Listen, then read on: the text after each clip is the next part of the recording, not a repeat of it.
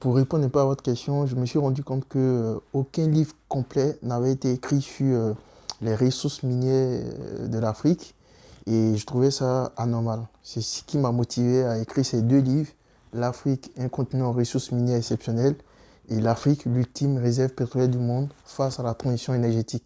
Il était temps que quelqu'un prenne la décision d'écrire un livre complet sur les matières premières minérales et énergétiques de l'Afrique. C'est ce que j'ai fait durant, on va dire, 4 ans. Dans mon premier livre, L'Afrique, un continent aux ressources minières exceptionnelles, paru en 2018 chez Lamentin, je mets l'accent sur les matières premières minérales telles que l'or, le diamant, le platine, le nickel, le cuivre, la collambo-tantalite, etc. Par contre, dans ce deuxième livre, sorti en décembre 2020 chez Lamentin, L'Afrique, l'ultime réserve pétrolière du monde face à la transition énergétique, je mets l'accent sur les matières premières énergétiques telles que le pétrole, le gaz ou l'uranium qui servent à produire l'énergie en masse. Dans tous les cas, pour celui qui veut avoir une connaissance globale, une connaissance complète sur les ressources minières de l'Afrique, il serait intéressant qu'il ait lu ces deux livres. Voilà. J'ai choisi le thème de l'énergie parce qu'il est crucial et il est central pour notre époque et pour les décennies à venir. Après la révolution industrielle des années 1700-1800, nous assistons aujourd'hui à trois révolutions.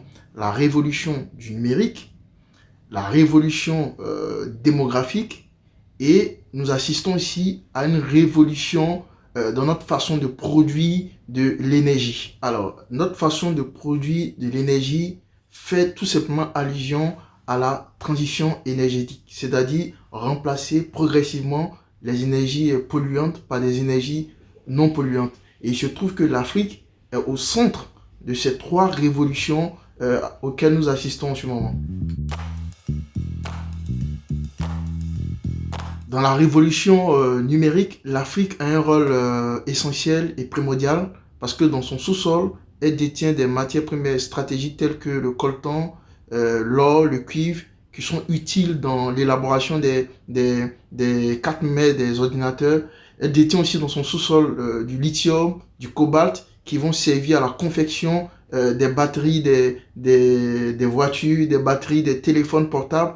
Donc l'Afrique joue un rôle essentiel dans la révolution numérique. L'Afrique est également au cœur de la révolution démographique à venir.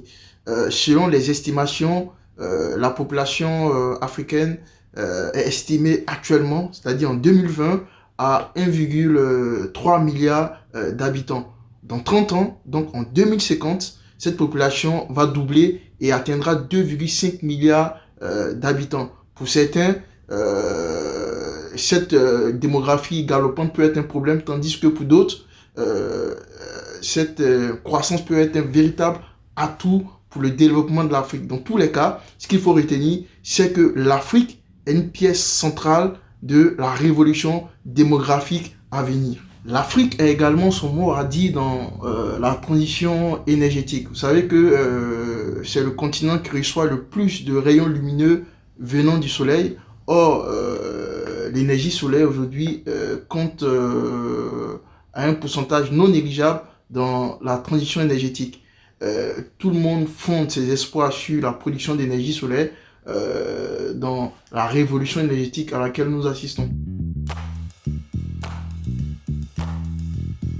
Quel est donc ce continent qui a les ressources naturelles nécessaires et suffisantes pour soutenir la révolution numérique, pour soutenir la révolution démographique et pour soutenir également la transition énergétique? C'est bien l'Afrique. C'est pour ça que dans ce livre, j'ai pris le temps de parcourir toute l'Afrique et de montrer où se trouvent les réserves pétrolières et gazières de l'Afrique. J'ai pris également le temps de présenter dans ce livre tous les endroits, tous les territoires, tous les pays où on est susceptible de trouver des gisements d'uranium.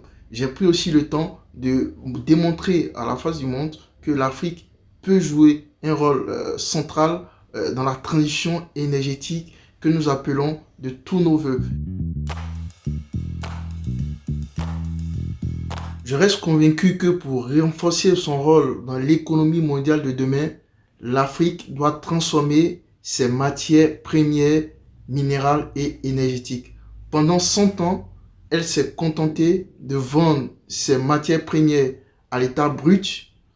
Désormais, il faut qu'elle songe à les transformer et pour y arriver, il faut qu'elle change son système éducatif. Il faut qu'elle pense à l'entrepreneuriat dans son système éducatif. Si vous voulez savoir davantage sur ces questions, je vous invite à prendre le livre, à lire non seulement ce livre qui vient de sortir, L'Afrique, l'ultime réserve pétrolière du monde face à la transition énergétique, mais également de lire le premier livre que j'ai écrit, L'Afrique, un continent aux ressources minières exceptionnelles.